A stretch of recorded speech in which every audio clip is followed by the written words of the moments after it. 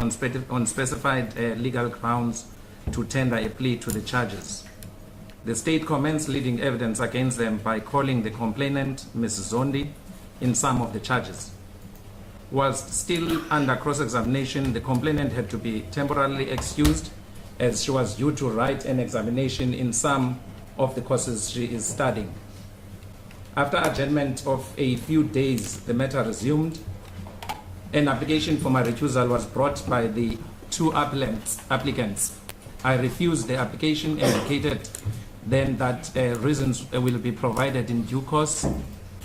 These now follow. When I adjourned the matter on the 17th of October 2018, I wished Ms. Zondi, who was still under cross-examination, good luck in her examinations as follows. I quote, "That is your future. You have to concentrate on your future. Forget about what is happening here. It will take its own course." And the answer was, "Thank you, Your Worship. You are not doing this for yourself that is coming to this court. It is not about yourself. It is about justice. Yes, Your Worship. So leave everything to us and then go and write your exams and concentrate on your examination. Thank you, Your Worship. Good luck. Thank you, Your Worship." Close quotes. The matter was thereafter postponed to 22nd October 2018. On resumption, attorney for the applicants, Mr. Dobaneman, extensively addressed me about what occurred outside court after the matter was adjourned. In part, he stated the following, I quote, "In essence, I am instructed that accused number 2 and 3, as well as their family members who have been attending court and supporting them and other supporters are in fear for their lives should they approach the court. They have informed me that when they come to and leave court, they have been mobbed, and now I am referring to what transpired last week. Crowds of persons have been allowed to press up against them. They have been allowed to abuse them verbally, and they have been allowed to throw items at them, including water.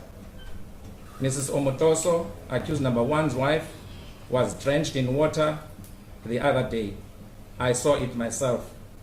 In an endeavor to resolve the situation, I myself approached the police here at court and asked them to take steps to guard against what is happening," close quotes.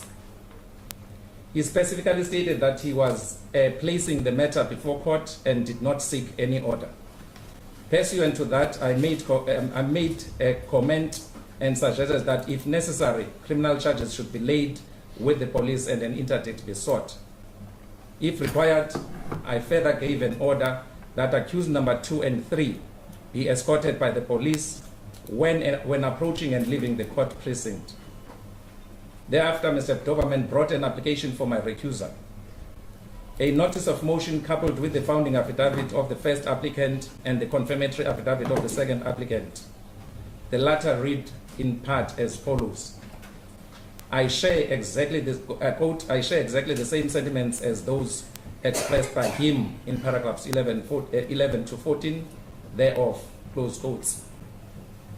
Paragraphs 11 to 14 of the founding affidavit read, I quote, "My perception is that in making the comments highlighted in bold above, 1, the Honorable Presiding Judge has already made up his mind and found that Ms. Zondi has come to court to testify, not for herself, but as a crusader in a quest for justice. 2, the Honorable Presiding Judge is overtly sympathetic towards Ms. Zondi and her cause. 3, the Honorable Presiding Judge has openly identified and aligned himself with Ms. Zondi's cause. 4, the Honorable Presiding Judge has already decided that Ms. Zondi's version is true and accepted same without hearing all the evidence or argument.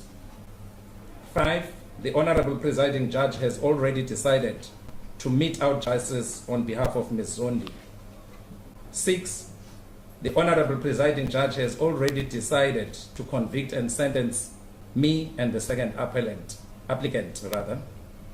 7, the Honorable Judge is biased in favor of Ms. Zondi and the prosecution.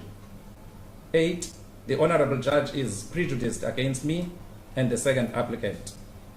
9, the presiding judge is and will not be impartial.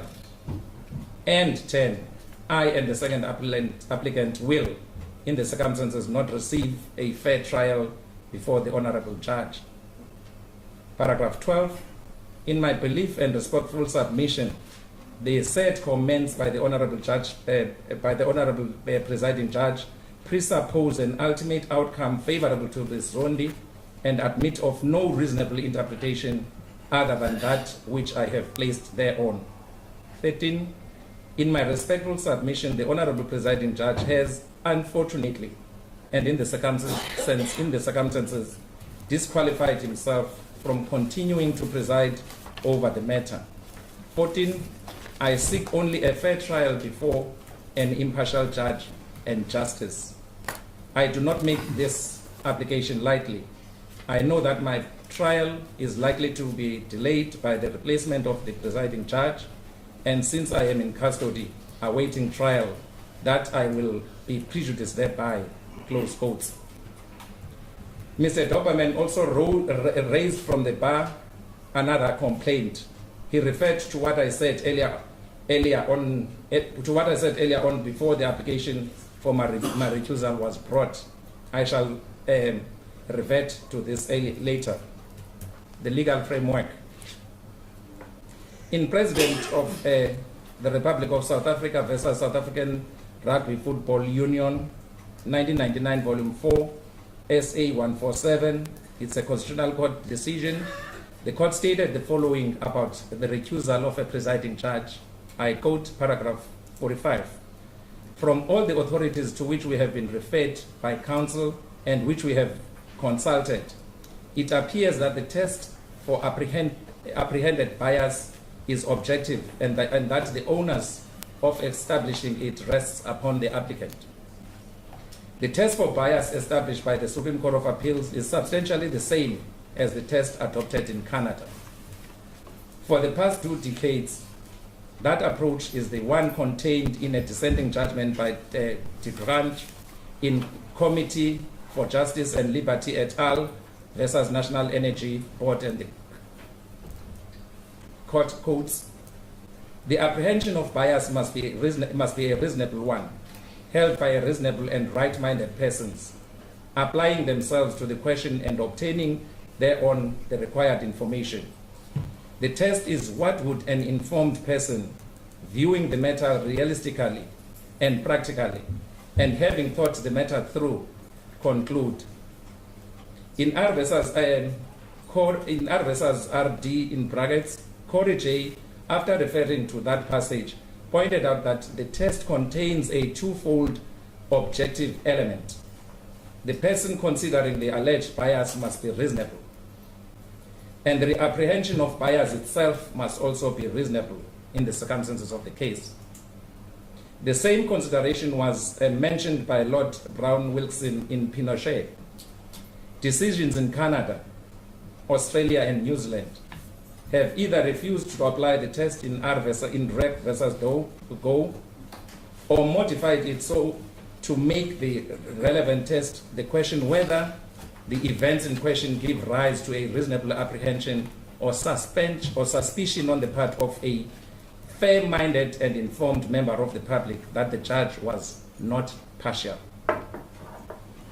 An unfounded or unreasonable apprehension concerning a judicial officer is not a justifiable basis for an application. The apprehension of a reasonable person must be assessed in the light of the true facts as they emerge at the hearing of the application. It follows that incorrect facts which were taken into account by an applicant must be ignored in applying the test, close quotes. It is therefore trite that the test for apprehension of bias on the part of the judicial officer is objective and the onus is on the applicant to establish it. The test is whether the reasonable, objective, and informed person would, on the correct facts, reasonably apprehend that the judge would not be impartial. It is also trite that what is required of a judge is judicial impartiality and not complete neutrality. It has been stated eloquently by the Supreme Court of Appeal in State versus Shokel, 2001, Volume 4, SA, page 1, SCA, at paragraph 22. I quote, "It is accepted that judges are human and they bring their life experiences to the bench. They are not expected to divorce themselves from these experiences and to become judicial stereotypes. What judges are required to be is impartial. That is, to approach the matter with a mind open to persuasion by the evidence and the submissions of counsel." Close quotes. There is a presumption of impartiality which is placed on judicial officers. Judges, including myself, regard this presumption of impartiality in a serious light at all times. In Bennett versus Absa Bank Limited, Ngobo CJ articulated the presumption thus: "What must be stressed here is that which this court has stressed before, the presumption of impartiality and the double requirement of reasonableness. The presumption of impartiality is implicit, if not explicit, in the office of a judicial officer. This presumption must be understood in the context of the oath of office that judicial officers are required to take, as well as the nature of the judicial function. Judicial officers are required by the Constitution to apply the Constitution and the law impartially and without fear, favor, or prejudice. Their oath of office requires them to administer justice to all persons alike without fear, favor, or prejudice, in accordance with the Constitution and the law.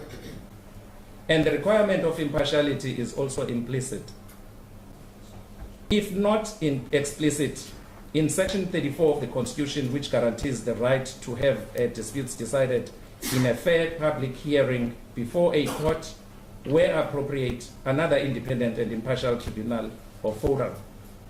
This presumption, therefore, flows directly from the Constitution. Footnotes omitted, close quotes. In Nontutuzelo Portia Sizani versus Mpofu, NO, and the Director of Public Prosecutions, Eastern Cape, it's an unreported case number 642 of 2017, delivered on the 12th of December 2017. Dealing with the same case of Bennett, Pickering J, dealing with paragraphs 32 to 34 thereof, said the following, I quote, "The court held that it must be assumed that through their training and experience, judicial officers have the ability to carry out their oath of office, to disabuse their minds of any irrelevant personal belief and predispositions. The effect of this presumption of impartiality is that a judicial officer will not lightly be presumed to be biased. Mere apprehensiveness on the part of the applicant that the court will be biased, even a strongly and honestly felt anxiety, is not enough," close quotes. I think it aimed, in the circumstances of this case and the application for recusal, to refer to what is generally accepted conduct in treating witnesses who come to court to give evidence. S versus Azov was an appeal wherein the court was dealing with an entrapment of an appellant.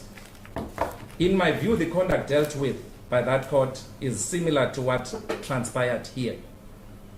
The court was specifically invited to deal with the treatment of witnesses who gave evidence.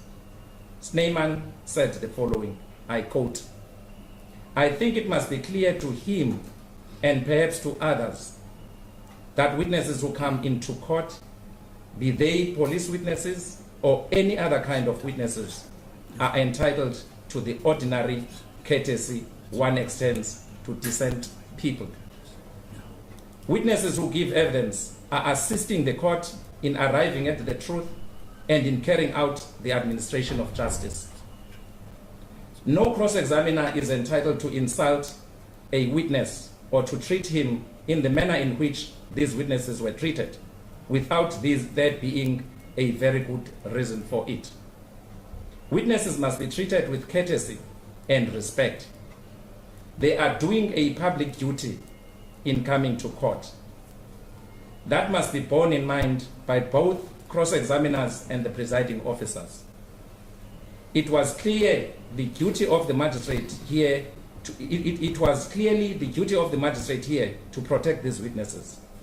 I do not wish to be understood to say that a witness may be attacked, but before you can attack a witness, you must at least lay a foundation to the satisfaction of the presiding officer that you have grounds for attacking the witness.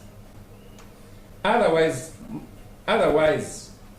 must be treated with respect and with the same courtesy that you would extend to a man in a civilized society. One is not rude to people when you speak to them during ordinary social intercourse. So why should it be different in a court of law? Have this cross-examiner really shocked me in regard to the manner in which he treated these respectable men? He starts off by attacking them without any reason. He seems to assume that they are dishonest people and that he is entitled to attack and insult them. When the magistrate intervenes to protect them, he does not hesitate to attack the magistrate. I cannot find any justification for this conduct, and I think the magistrate's strictures of him were fully justified, close quotes. Analysis in this case. An analysis of the avowed facts which led the applicants to form the purported apprehension is necessary. The avowed facts reveal that in essence there are four grounds, namely, A, I had made up my mind about the credibility of Ms. Zondi, mete out justice for her, accepted the truth of her version without hearing all the evidence or argument, and convicting and sentencing the two applicants. I had decided that Ms. Zondi is a crusade for justice, and I'm sympathetic, partisan, and allied to her crusade. C, I am biased in favor of Ms. Zondi and the prosecution, sympathetic, partisan, and aligned with her. I am and will not be impartial. D, I am prejudiced against the two applicants. A proper consideration of the grounds relied upon by the applicants reveal that the court is not dealing with a mere apprehension of bias, but actual bias as a matter of fact. Actual bias is different from an apprehension.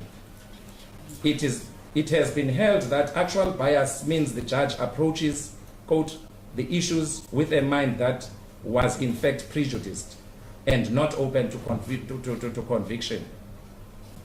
This occurs when the decision maker has prejudiced the case, the decision maker has prejudged the case so as to be unable or unwilling to decide it impartially. Close quotes.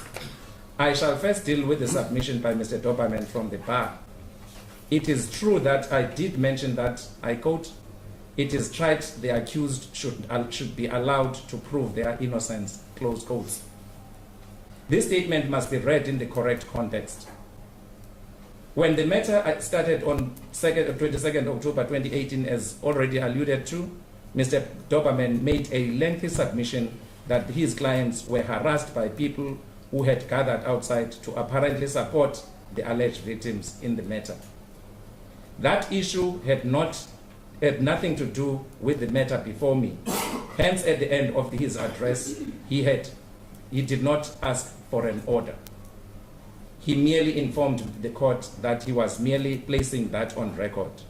I thereafter made the following comments pursuant thereto. I am not privy to what happened or to the circumstances leading to the throwing of the water and all those things. I am not privy to that, and I cannot pronounce on it because I was not there, and even if I wanted to, I would have to still hear the person who is an aggressor or apparently poured water over somebody else before I can make a ruling. It is tried that the accused should receive a fair trial. It is tried that they should be allowed to do their best to prove themselves innocent. Then what I need to say in respect of the third aspect is that counsel should approach me in chambers so that we can map a way forward. We conduct whatever we have to conduct so that we secure that the accused should be in court. They should be protected in court. They should be protected when they are coming to court. They should be protected when they are coming to court and should be protected when they leave court. In respect of the aspect of the family members, I think we will trash it. I think you will trash it out as well, because I don't have the powers. I don't know how the sitting arrangement is made here. I know for a fact that this courtroom is very small to accommodate everybody else.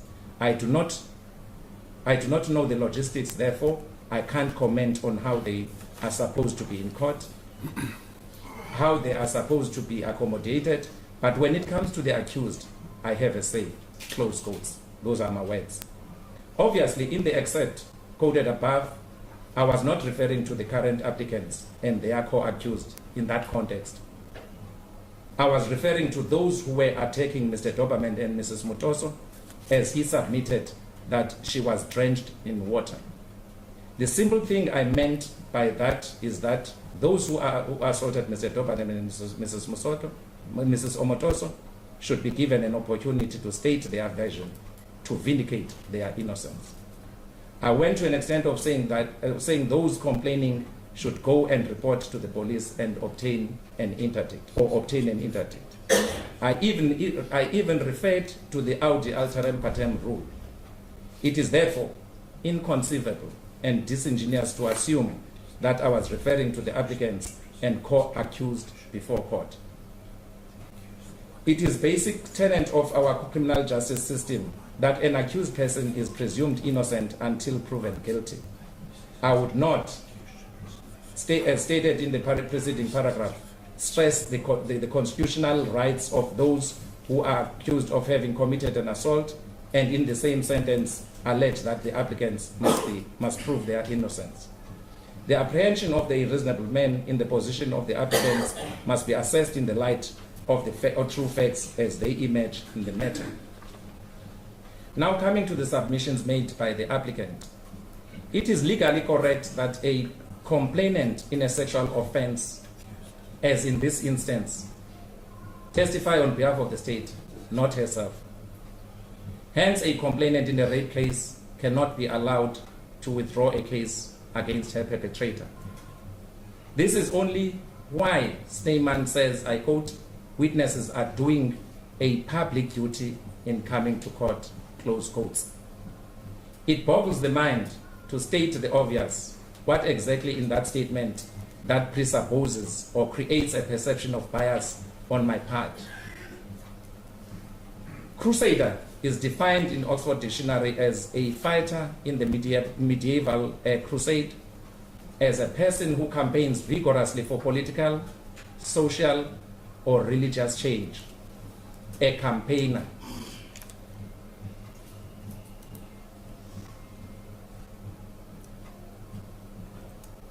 I'm unable to find that she was vigorously campaigning for justice in the evidence so far.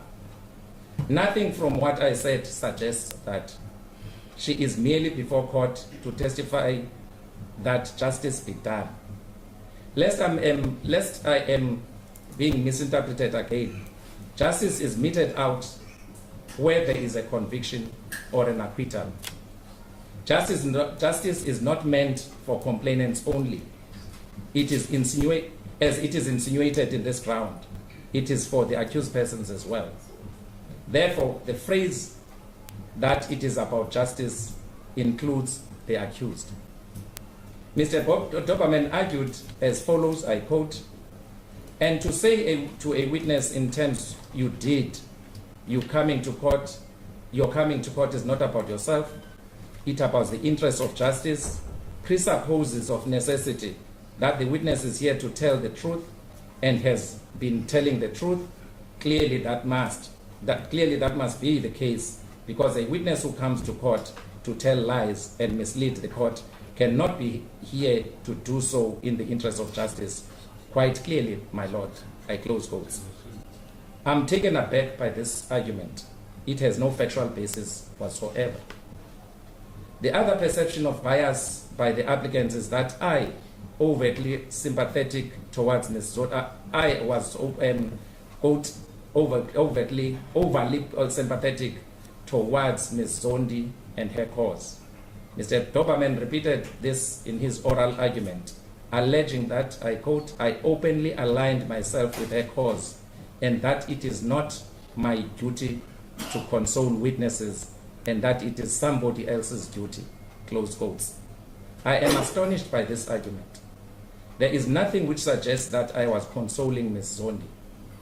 I do not know what Mrs. Zondi's cause is that is spoken about.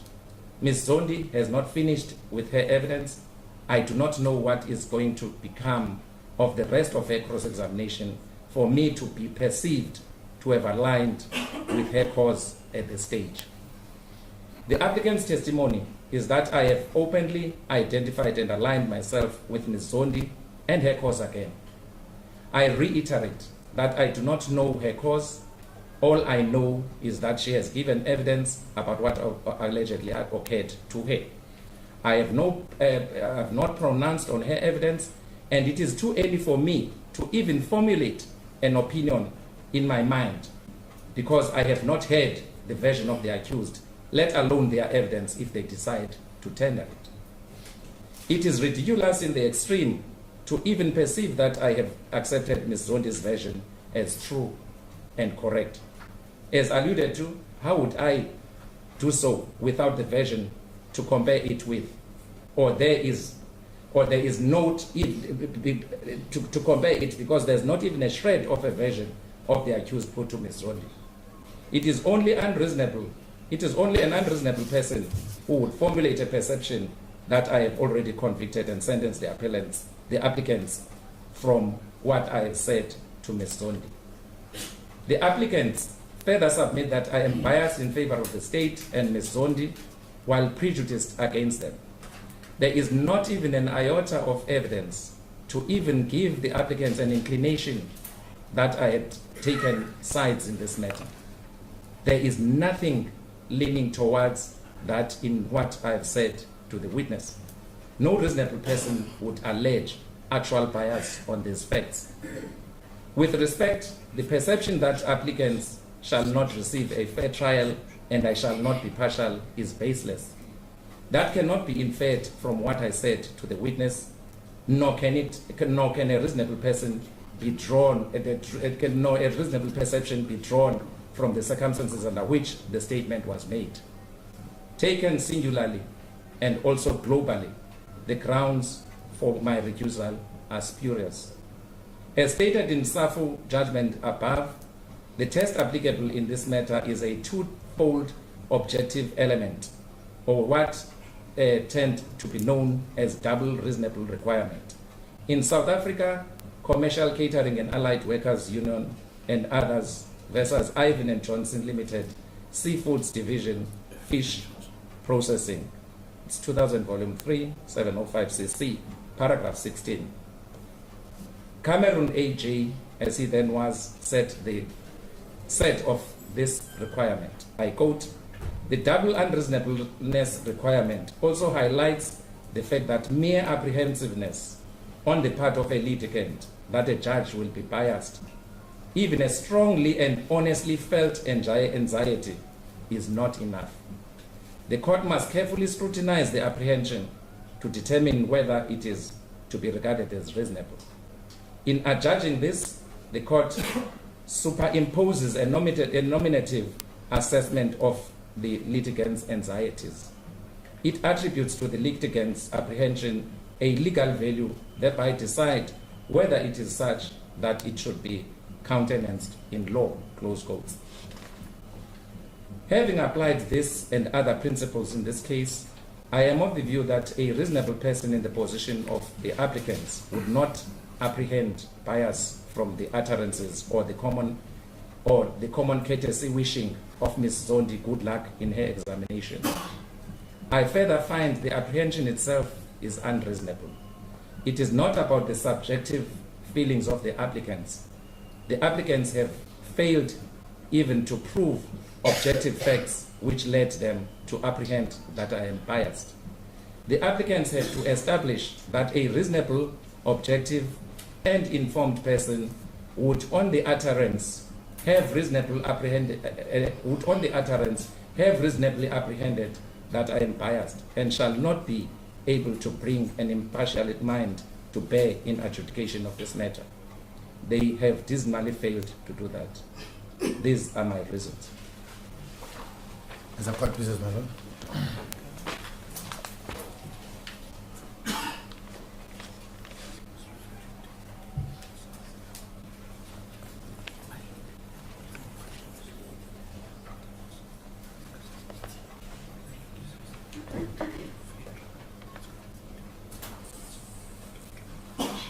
What is Sorry, my brother.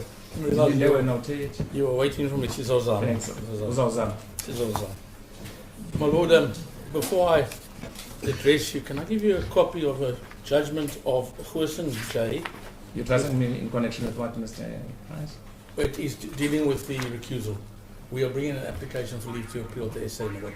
I think it will be quite useful because I will be quoting liberally from it, my Lord. It's a recent judgment. So you'll be arguing right away? Yes, my Lord. Where's the application, by the way? It has been filed. If you haven't got it, then it's someone else's turn to be in terms of accused. section 16.1. Yeah. Yes. Thank you, Mr. Thank you, my Lord. My Lord, first and foremost, let me indicate, as I've indicated to you in chambers, this is always a very difficult application. Yes. Because it tends to become personal, or to appear to be personal. But your Lordship knows it's not personal. I'm briefed to do a job, and I'm going to do the best I can, my Lord. My Lord, may I first begin by indicating that this is actually a two-pronged application for leave to appeal. Your Lordship has now given reasons for the recusal, but the other part of it, my Lord, if you look at the Quashing of charges. Yes, the quashing of charges. Your Lordship also did not give reasons there. So I'm going to ask you... May I ask in respect of that one? I don't want to interrupt. Certainly, my Lord. I think you know what type of order I issued there.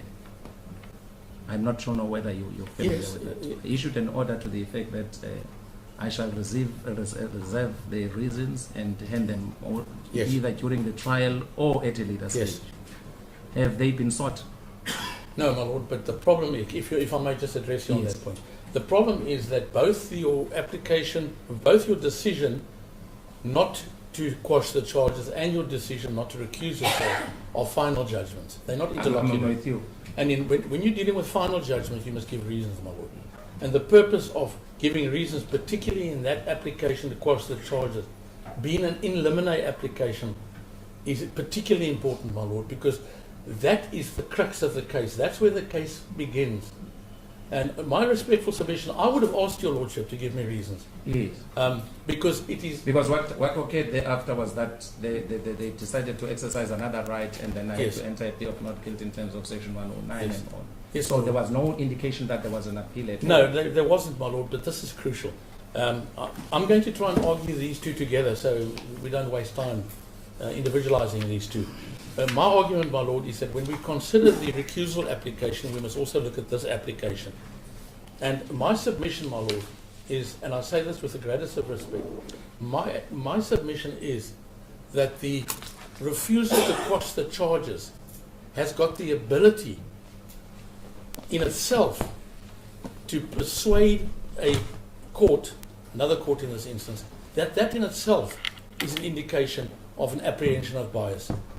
My submission, my Lord, I make very simply that there's nothing more important in a criminal case than the charge sheet, because that's where it all starts. And the Constitution of the Republic of South Africa makes that very clear in section 35(1)(a) and following, that you must get a clear and concise charge sheet. And may I just interrupt again? Of course, yes, of course, Mr. Price. I think, let me raise this from the onset. I think the notes of what's this? The notes of application for leave to appeal is wrong. It's wrong. Yes, This one is wrong. yes. In the sense that you can you check the section? Do you have the Superior Courts Act? I don't have it here, my lord, but I've looked at it over and over. It says 16(1)(a), subsection 1 says any decision by a single judge. It's most probably yours is not up to date. I don't know. Well, it's the very latest. It's the very latest that I've The got. very latest section, Mm. which deals actually the section which you've quoted, doesn't say what you say. Are you talking about section 16(1)? 16.1. Yeah, I'm talking about 16.1a. Roman 1. Roman 1, yes. Because if you check the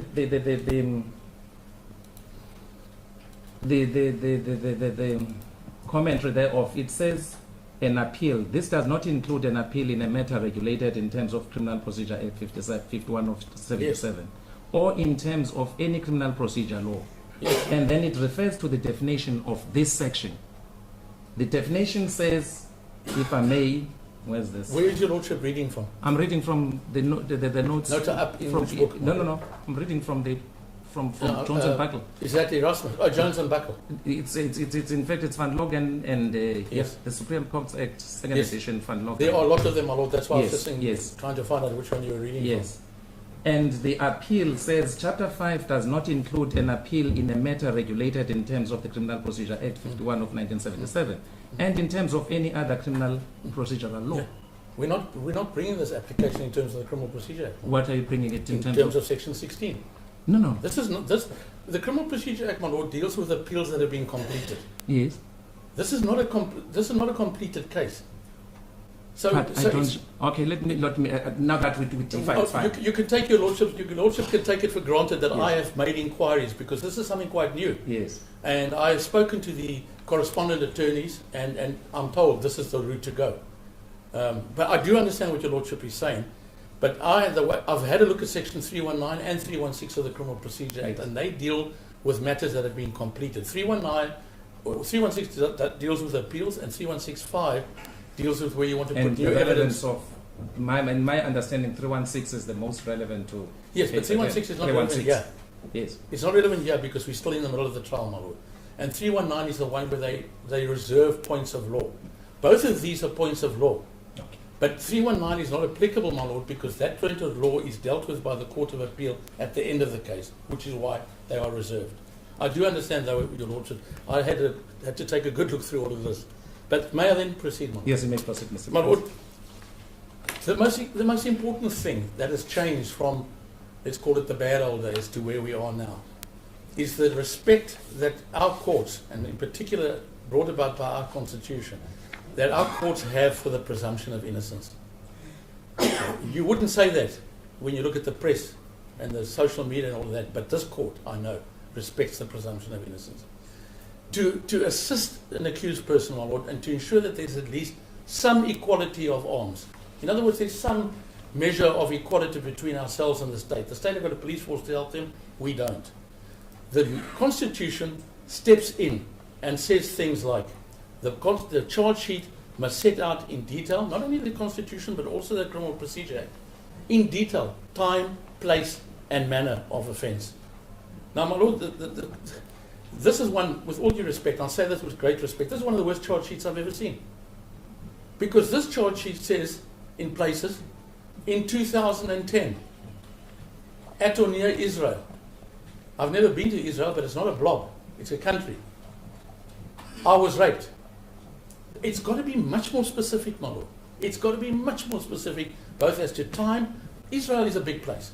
And as I think your lordship, or maybe Mr. Doberman did point out, Ms. Zondi, look at her passport. Her passport will show when she was in Israel. And she couldn't have been there too long, so you could narrow it down considerably, my lord. Which, of course, this wasn't done. Mr. Doberman, in his cross-examination, even managed to narrow down the time period to a certain degree. But, my lord, the real importance of a proper and thorough charge sheet is to enable you to prepare and to plead. It enables you to challenge the state's case, my lord. And this is a formidable state case that Mr. Doberman has to challenge, my lord. There are 21 witnesses. We don't want a situation of conviction by number. You normally wouldn't be convicted if there were 2, but there are 21, so good night, sweet prince. We don't want that. So Mr. Doberman must be assisted by a proper, thorough and really more detailed charge sheet, my Lord. I'm certainly not pointing fingers at your Lordship. I'm No, pointing I fingers. understand that, I'm Mr. pointing fingers at the state. This is a bad charge sheet. Siyaxabana ubuyi- I think we must carry on, my Lord. Then these cameras will turn themselves off. They won't know what we're talking about. My Lord, you know the alibi is so important. It's so important, my Lord. The defense Mr. of Doe- alibi. Yes, the defense. In respect of the In this respect of a lot of these people, my Lord, now for Mr. Doberman, and anyone for that matter, and Mr. Doberman has really done a sterling job in my view, for Mr. Doberman to have to challenge these witnesses, and my Lord, we all know how it works. Cheryl Zondi made 2 statements, I gather, one to the police and one that she wrote herself. Now, from what I gather, my Lord, and I'm not addressing you on the merits, rest assured, she appears to have deviated in the sense that in the first statements there was no suggestion of vaginal penetration or attempted vaginal penetration. It only came out in the evidence in chief. Now, I'm not being critical of that. I'm just saying this is something Mr. Doberman must deal with. Now, if that had been, if a proper and thorough consultation had been done, and I don't know, I can't accuse my learned friends of not doing one. You then have to ask her, look, you say this is what happened to you, I was abused. Give us some details. What was the abuse? And if I can just, on one very important point, my Lord, and I think it's a particularly important point, and not because of the people around here that know what's going on, but because of the absolute nonsense that is spoken outside this court. Mr. Doberman being criticised for asking how far was the penetration. You would swear that he's just shot the Pope, the way they carried on. My Lord, that question may not have been asked in the best possible way. Yes. Yes, but it was necessary, my Lord, because it's all about penetration. And it's all about labia majorum, labia minora, etc., to determine, in fact, whether your Lordship at the end of the day can find attempted rape or, in fact, rape. So it was a very necessary question, perhaps a little crassly asked, but it was a very important question. Now, remaining on the charge sheet, my Lord, that alone, I think, we need to have the view of the highest court, my Lord. We need to hear what the Supreme Court of Appeal might say. Because, my Lord, there's so many things the Supreme Court of Appeal could say. They may say what your Lordship suggests. They say, cross-examine. Get your evidence from when it happened through cross-examination. But then you're ignoring the Constitution that says you're entitled to a proper, decisive, and thorough charge sheet. So they're not likely to go that route. But they may, my Lord, refer the matter back to this court and then make an order that the prosecution re-examine or re-consult with all their witnesses and get better details. That may be, and your Lordship would have to obviously preside over that. I don't know what they're going to do, my Lord, but it's something so crucial. So because it's silent, your notes of appeal is silent on whether you seek leave to the SCA or to It is so, my Lord. the full bench of this court. No, my submission, my Lord, is that the highest court of appeal in this country needs to deal with it. Okay. My Lord, if your Lordship grants us leave to appeal, obviously we want to waste as little time as possible. And my learned friend and I will get together. It's normally 30 days for me, 30 days for him, 15 days. But there's nothing preventing us from saying, we'll get it in 10 days, he does 10 days, we waive our 5 days. We can have this thing up there in no time, my Lord. And I know it's not fair to the complainants that are waiting to testify. It's not fair to Cheryl Zondi, who will have to return, but it's also not fair to the accused as well. So, my Lord, let us have another view. Let's have another opinion. Let's see what the SCA says about this. Because if you look at all the books, Hemstra's book, the Toy and Pies, all of it, they're not good on this. Well, let me put it differently. There's not much case law on this. There's none. In fact, there's very little. So it's very difficult for you and it's very difficult for us. So what we do, my Lord, we argue on our feelings, what we submit should be there. And that is why we're going to the alibi. Now, I noticed in the evidence of Cheryl Zondi, my Lord, Mr. Doberman raised an alibi because he was able to raise an alibi because he pinned her down to a certain period of time.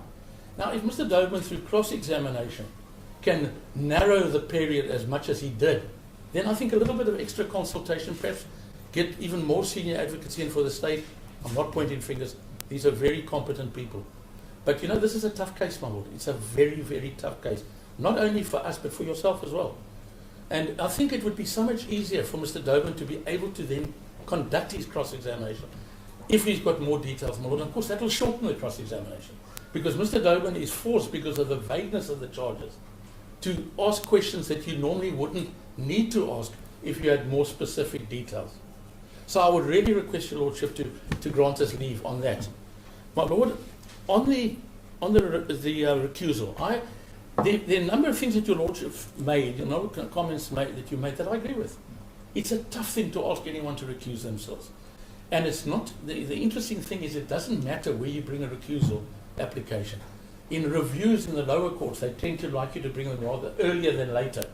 But you'll see in the judgment I gave you that where the impartiality or the alleged impartiality of a presiding officer is concerned, my Lord, if you look at page 4, paragraph 12, the general restraint upon a court exercising its review jurisdiction in unterminated proceedings does not apply in circumstances where the impartiality of the judicial officer is impugned. So it doesn't really matter at what point in time this application for recusal was brought. It may matter in the sense You're reading that, from which paragraph? my Lord, it's page 4, Page 4. paragraph 12. You were involved in this matter? Yes, I was involved. Yes, One sir. of the few I've won. Yes. What of the few you've won? We've had a bad run, my Lord. We've had a bad run. By the way, I won 2 today, so I mustn't complain too much. My Lord, I've marked in green. I'm sure it's come through on your copy, has it not? Yes, yeah, it has. That is what I'm relying on. Then, my Lord, if I could turn the The page. marked portions of Yes, the marked portions. it's If I could 12, turn, 18, and 14. yes, my Lord. Yes. If you turn over the page, these are judgments Lagranzi, Roberts, and there are a few others later, your Lordship's judgment at paragraph 21 that you've referred to, the President of the Republic of South Africa. Yes. But let me just read why I submit that we should get leave. I want to make one thing very clear, my Lord. I'm not for 1 second suggesting that you are biased. Not at all. I'm not for 1 second suggesting that you're malicious. I know you're not malicious from my experience with you. But that is not the test, my Lord. That is unfortunately And I'm not the almost test. tired of. Yeah. If you see in Lagranzi's case, the SCA says, what the law requires is not only that a judicial officer must conduct the trial open. You're on which page? Page 5, my Lord, Page paragraph 14. The Page mark- 5, paragraph 14. Yeah. What the law requires is not only that a judicial officer must conduct the trial open-mindedly, impartially, and fairly. Now, I don't have a problem with that at this point in time, but that such conduct, and yes, the secret, my Lord, must be manifest to all those who are concerned in the trial and its outcome, especially the accused. Now, the reason why I make that so important, my Lord, is because you may say something completely innocently. Let's take, for example, the comment that about the accused must get an opportunity to prove their innocence. Now, that in all probability, you may have said it in complete innocence. But that is not what's important, my Lord. What's important is how the accused or the reasonable people in the position of the accused see it. This is not an application, my Lord, for an leave to appeal based on your Lordship's bias. We are not for 1 second suggesting, and certainly I won't be part of a suggestion that you are biased. It's simply unfortunate choice of words which we've been guilty of ourselves. What does it mean to the obvious person? Now, I can understand. Let's go to Cheryl Zondi. I can understand that your comment that, you didn't come here for yourself, you come here for justice. I can understand that your further comment that leave this to us was intended as being nice to her, if I could put it in as crass a way as I can. But, my Lord, what does it mean to the person in the position of the accused? It means something totally different. All I'm saying is it's possible from that wording, my Lord, for a person other than yourself, and even accepting that your Lordship didn't mean it in any particularly bad way, it may create the impression to the reasonable accused. Now we're dealing with an accused, my Lord. We're not dealing with a lawyer or a paralegal or something like that. To believe, why is he making these comments to this particular witness? It goes further, my Lord. Your Lordships appeared, and I'm saying this again, my Lord, with the utmost respect, that you treated Ms. Zondi very cosily. Your Lordship repeatedly said to you, are you all right? Would you like to adjourn? Are you tired? Would you like to sit? Do you need some time? Now, my Lord, again, taking in isolation those comments. Were they not set in context? Well, if you read them in context, it's the repetitive of them that worries me. I do understand that your Lordship was perhaps trying to make the witness in a very difficult situation. She's sitting there testifying, and it's very difficult, but we must remember, sadly, my Lord, and I think she was wrong, it was her choice to testify in open court. I think she should have testified in camera, but that's the point.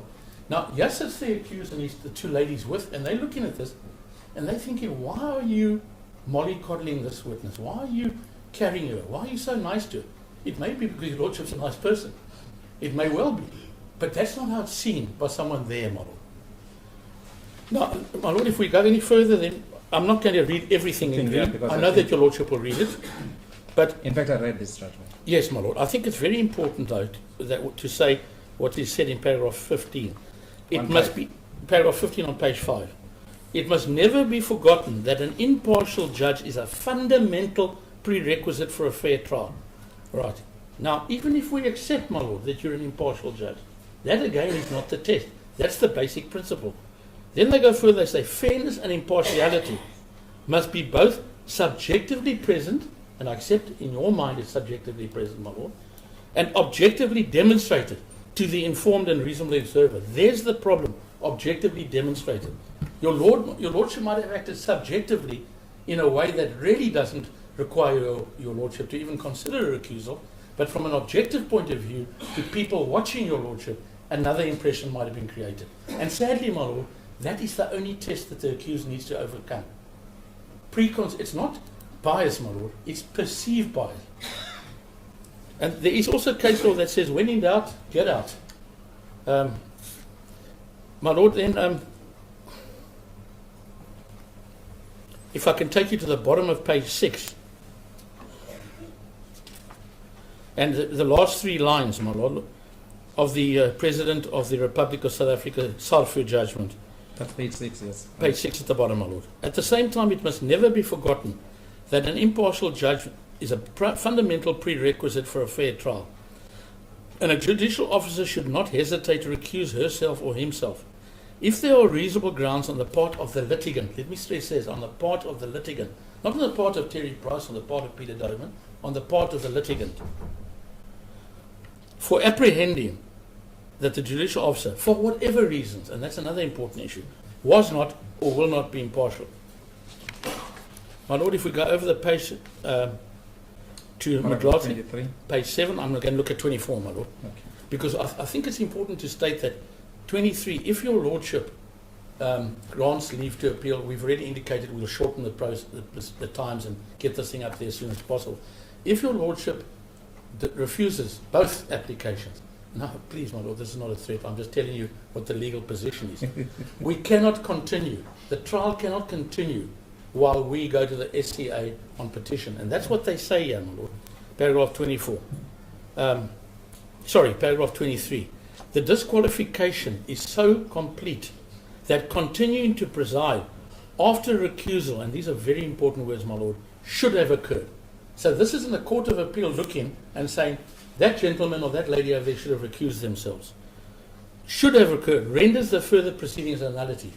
So whatever we do here, my Lord, leave granted where we can try and speed it up, or leave not granted where we will also, obviously, my Lord, try and speed it up. The matter cannot continue. I think it's essential that we get it to carry on as soon as possible, my Lord, and I've indicated to you we can cut the times in agreement between the parties. Now, my Lord, this particular case is a very interesting case, the one I'm reading from.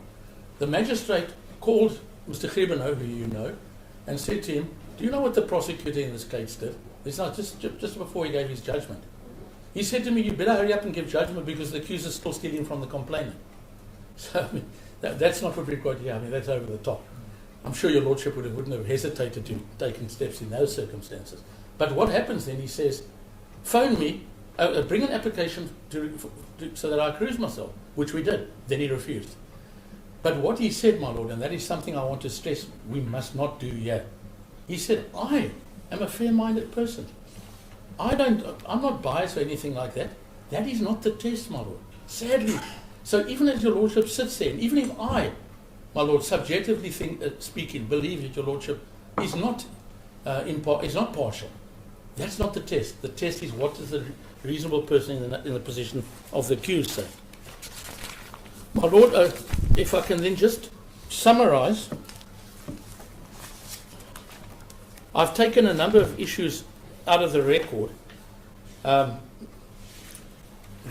I submit individually may not mean too much, but put together and looked at globally or holistically do mean something.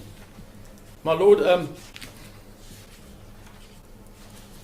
one thing particularly perturbed me, and that is at one point in time, Mr. Doberman, cross-examining Ms. Zondi, said to her, well, got her to concede that the every other day rape she was talking about occurred in a particular period of time. And then once he got her to confirm it happened then, and it happened every other day, then Mr. Doberman took out an air ticket. Now, it was quite obvious why he's taking out an air ticket. He's going to reveal an alibi. But he was able to there, my Lord, because the period of time was narrow, which we don't have in the charge sheet. And then, before Mr. Doberman went further, Ms. Zondi then said, oh, is that the trip to America? And Mr. Doberman said yes. And then your Lordship made a comment that worried me a little. But when I said it was, you recognize that it was before the Yes. ticket was Yes. yeah.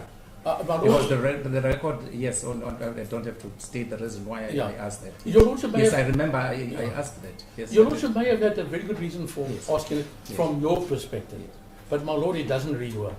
Because the way it reads is, forget about you, you haven't already caught her out because she said, I'm not saying that's what is a fact, my Lord, I'm saying that's the apprehension.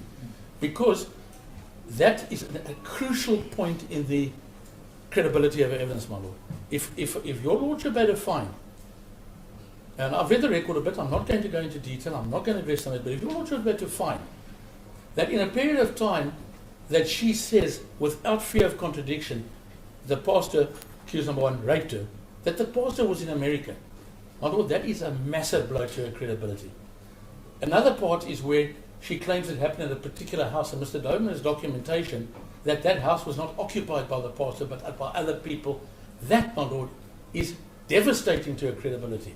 So all I'm saying, my Lord, in a case with as much emotion as we have here, and it's emotional, my Lord, for all of us, your Lordship included, we've got to be very careful, very, very careful, all of us, my Lord, how we put things, how we say things.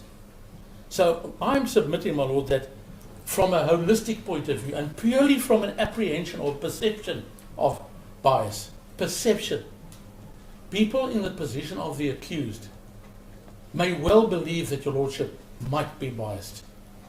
And that is enough, my Lord, for you to grant leave to appeal. Now, my Lord, the Court of Appeal in Bloemfontein, should you grant leave, may turn around and give us a thorough hiding on this. They can turn around and say that His Lordship, Mr. Justice Makaula, didn't say anything wrong. Those words you've taken out of context, you shouldn't have argued it that way, you don't have merits, but let them say it, my Lord. Because then you stand completely clear and the matter can continue, if, of course, nothing happens on the first application. My Lord, all I'm saying is that every one of us can make a mistake. And every one of us does make mistakes, my Lord. All the time, every day. I think the crucial thing here, my Lord, is to see, and I know it's tough because your Lordship is sitting in a very high position. It's tough. Is to say, you know what, I might have got it wrong. But let's see what the SCA says about it. Because the SCA may come out 100% in your favour, my Lord.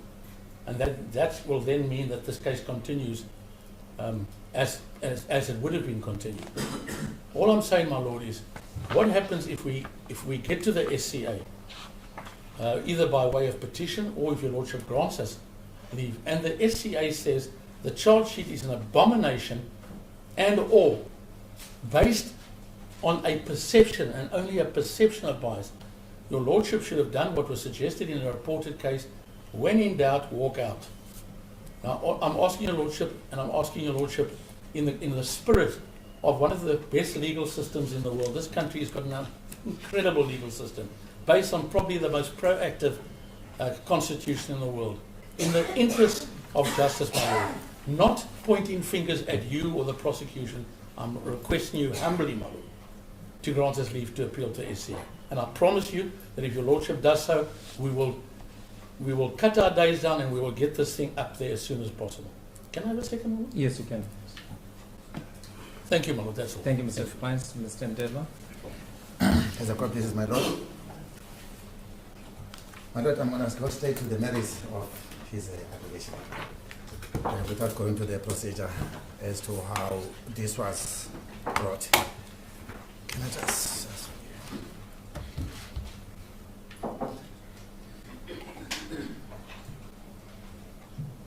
May I first address on the first ground, that is the ground of quashing of the charges. I do not agree with my friend. First, on that point that this is an appealable ruling. And my lord, on its nature, that ruling is not appealable, since it does not have the final decision. I like the way, my lord, the... You mean the question of charges? The question of charges. That is the refusal to quash the charge sheet. Has not, does not have the effect of a final ruling. The court can change its mind anytime during that trial. Therefore, it is not appealable. And if I can draw the court's attention as to how the court has been dealing with the judgment that are interlocutory, I'm going to draw the court's attention to this judgment, my lord. It's a image board decision. What? Let me just get it in full, my lord. It's okay. My lord, is the image board. Maze board. Image board, yes. Are you going to provide me with a copy or? Image board. I've got a board, my lord. Image board and Tiger Oats Limited. Its installation, my lord, is for Mandela friends, is 2002, volume 3, all SA reports, at page 593. It's an appellate division, and the paragraph I'm reading from is paragraph 4, where the court was defining the non-appealable decision. The non-appealable decision. Yes. That is the ruling by the court. The court was quoting from another decision with approval. That judgment that this court was quoting from was by Judge of Appeal Harams in the Zondi versus the Minister of Law and Order. The court held, generally speaking, a non-appealable decision or ruling is a decision which is not final, because the court of the first instance is not entitled to alter it. Because the court of the first instance is entitled to alter it, nor derivative of the rights of the parties, nor has the effect of disposing of at least a substantial portion of the relief claimed in the main proceedings. Therefore, it is my submission that the decision to refuse to quash those charges has not an effect of a final ruling. And also, our law in this regard has a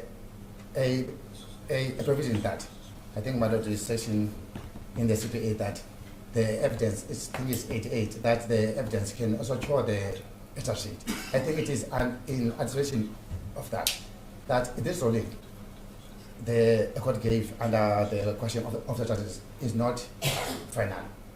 Therefore, it is not appealable. And I think my learned friend, Dr. Bennett, was aware of the fact. Hence, he did not pursue it further after the court gave that ruling. And it is my submission that now, to couple it with this application for the buyers, it was, I think, the ploy to delay these proceedings, not to proceed further. Therefore, it is my humble assumption that this decision is not applicable, my lord. And if I can go further and try to respond on what my learned friend, Mr. Advocate Price, has addressed to convince the court that the court should give them the leave to appeal to the SA court. He mentioned that there are charges that emanate from Israel, and it was not clear as to where in Israel. That was their basis of making their submission stronger. My Lord, if Mandela Fed can look at the report from the beginning, all those offenses that were committed outside this country, they were successfully objected to. Therefore, I don't know why now they are doing it now at this stage, as the authorization, it is not a canvas. Actually, number one, allegedly committing these offenses outside this country. Therefore, that submission that in Israel they don't know which place has no bearing. And also, my Lord, also on at that point, it is going to be so academic, because if you look at the charge sheet, it enlists the places where these on diverse occasions occur. It does not change, even if we can take out maybe the other towns, but that offense is still there. So the relief sort is academic to me. Therefore, my Lord, it is on those grounds that I submit that this court should not entertain this frivolous application. Coming to the second ground, the ground of bias. My Lord, there is a very good inquiry that I got from another judgment of the Constitutional Court when dealing with the bias allegation, or maybe I can put it as an allegation or a submission. That is the case in State versus Eberson. The citation is 2005, volume 1, SA at page 171. My Lord, is a Constitutional Court. Yes, I do have a copy of the judgment. Yes, you can have on this. I'm going to refer the court to paragraph 33. That's one. It's set as to how the court should deal with the bias inquiry. There are two pages according to the court in this paragraph. The first one is the determination You say of what paragraph? is paragraph 33, my Lord. 33. Yes, my Lord.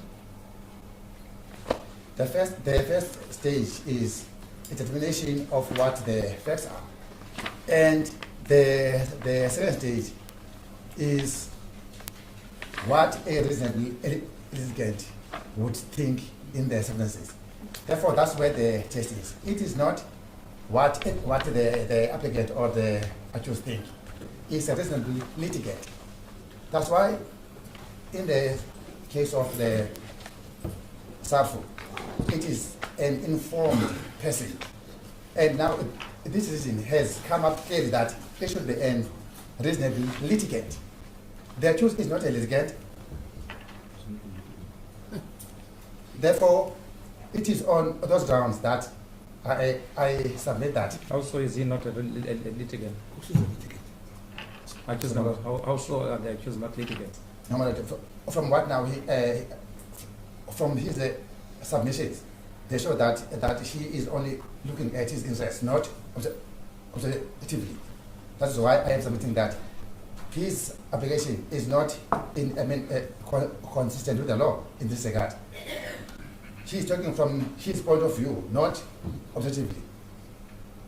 Hence, I'm saying that in interpreting what the court said like that shows that he is not objective as we think. Therefore, the tester is a reasonable litigant. Somebody would look this from the other view, not only from his point of view.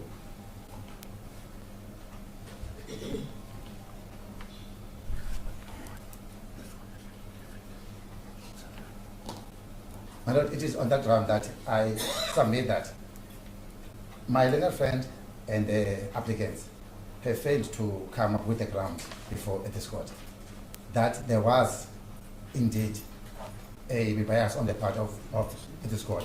Therefore, it is on that ground that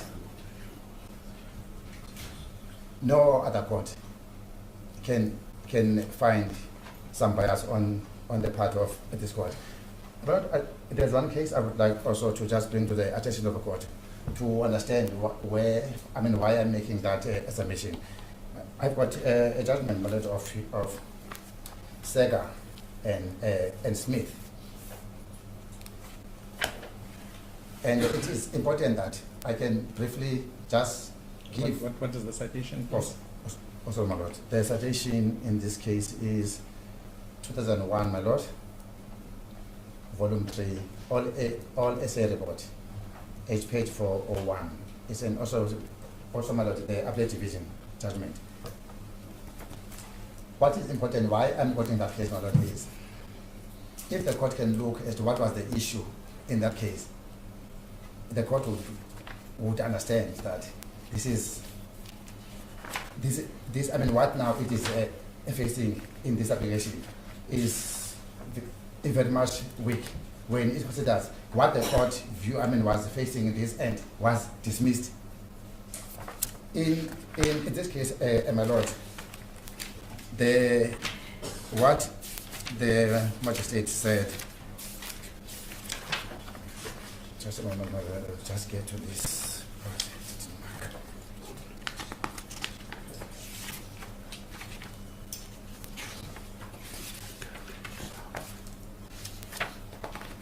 Just a moment, my lord, I've lost this. I didn't mark it. It was...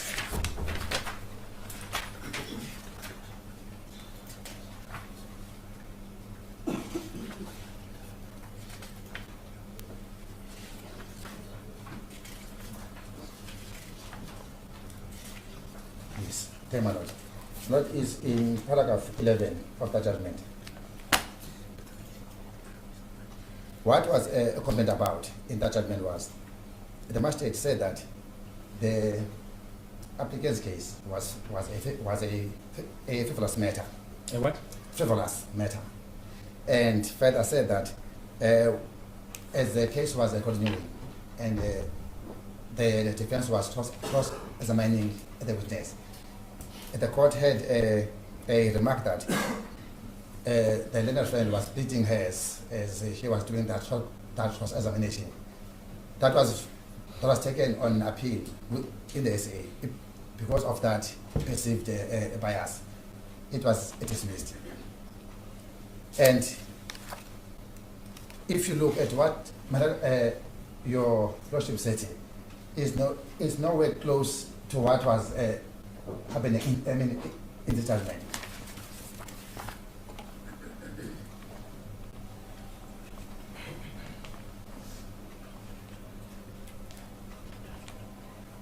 And my lord, if I can draw also lastly the court's attention to what is required, what is at the test of the leave to appeal. In terms of section 17 of the Superior Courts Act, that is 17 subsection 1, leave to appeal may be granted if the court is of the opinion that there is a prospect of success on appeal, or there is a compelling reason to hear it. My lord, it is my submission that my learned friends have failed to put that before you, my lord. Therefore, it is on those grounds that I submit that this application should fail as a court prisoner.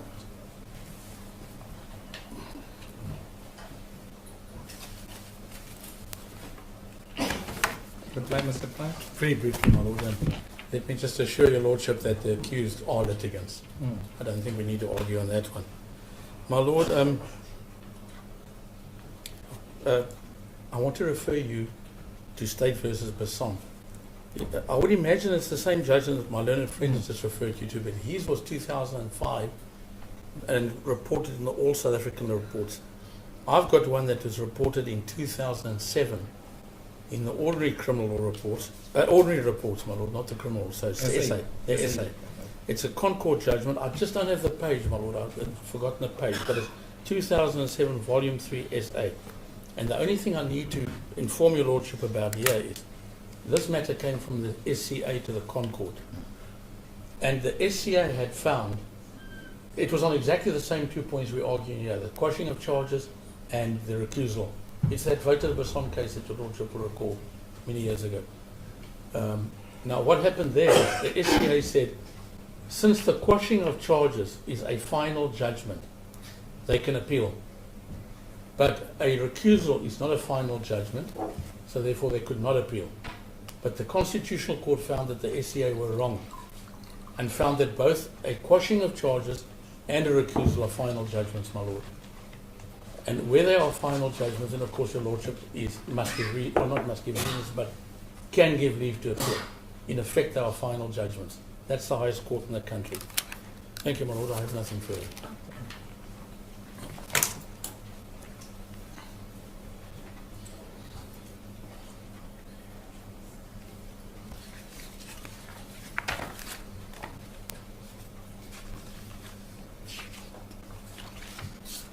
What will be the date on Tuesday?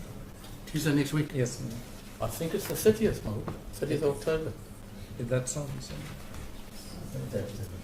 Yes, it's the 30th. It's a Tuesday, and that? Yes, it's Tuesday. It's Tuesday. It's 30th of As I say, clash a limpile. Emerald, can I submit those social media as a Oh, you were going to give me a copy. Thank you, Mr. Bell. Likiwe inja. Thank you.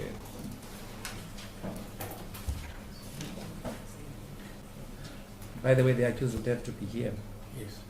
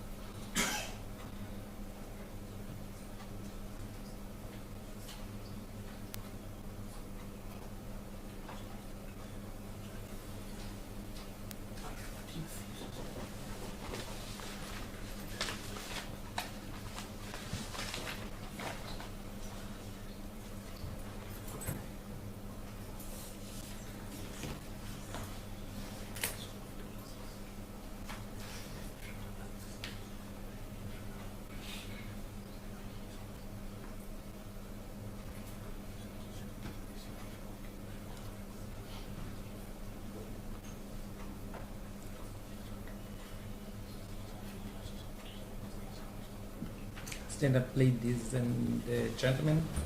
Your matter is postponed until Tuesday, the 30th of October 2018 at 11:30. Court, please. Accused number 1, you shall remain in custody. Accused number 2 and 3, you shall be out on bail on the same conditions as before. Thank you. Court shall adjourn. All right.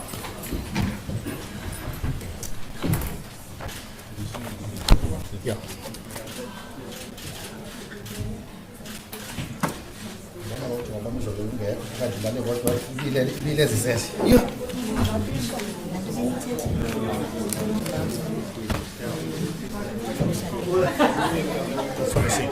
Solution.